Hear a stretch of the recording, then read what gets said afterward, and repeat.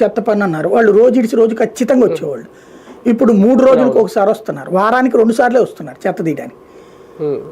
మరి దాన్ని ఏం చేయాలి? అది ఇంటి దగ్గర చెత్త ఎంత దాచిపెట్టుకుంటారు వాళ్ళు.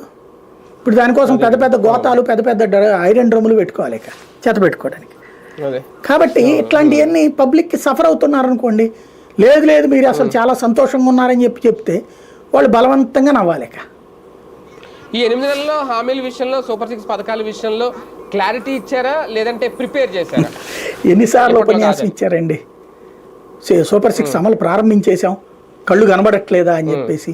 సూపర్ 6లో ఏడాదిలో ఇచ్చింది ఒక్కటి గ్యాసు. పెన్షన్ అనేది సూపర్ 6లో పార్ట్ కాదుగా, అది సపరేట్ది కదా. అది ముందు అసలు సూపర్ 6లో భాగం కాదు కదా అది.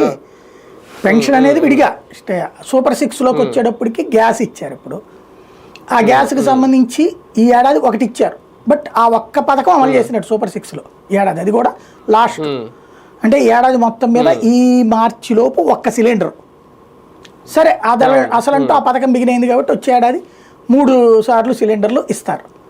ఇక నెక్స్ట్ చేయాల్సింది, ఈ ఏడాది 55,000 కోట్లు, 45 నుండి 55,000 కోట్లు కోల్పోయారు ప్రజలు. వాళ్ళ చేతిలో క్యాష్ ఆడల. దాని కారణంగానే జీఎస్టీ పడిపోయింది. తల్లికి వందనమా, చేయూతానా, డ్వాక్రా రుణమాఫీనా, రైతులకు ఇచ్చినటువంటి డబ్బులా, తర్వాత నాదేది ఈబీసీ నేస్తమా, తర్వాత నా దాని పేరేంటది ఈడబ్ల్యూఎస్ నేస్తము, బీసీ